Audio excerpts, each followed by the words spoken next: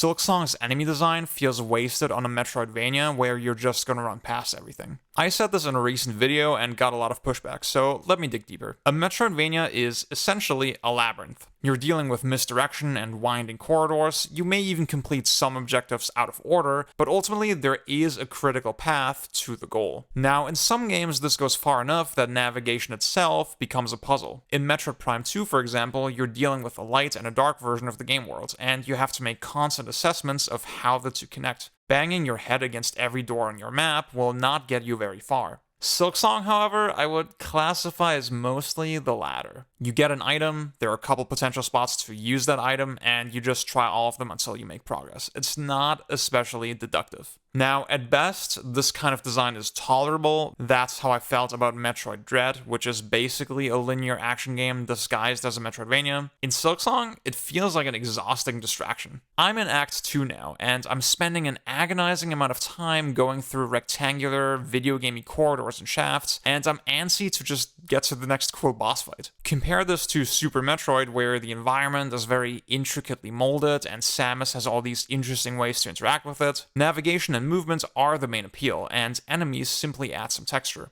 In Silksong, it's the opposite. The movement and level design aren't anything special, most of Hornet's abilities relate to combat, and most of the game's depth clearly stems from enemy rather than level design. So why is that not the main focus? One response I received is that you still need to engage with the enemies to get rosaries, and I actually have a video on my page for why I find that unconvincing. Check that out if you're interested.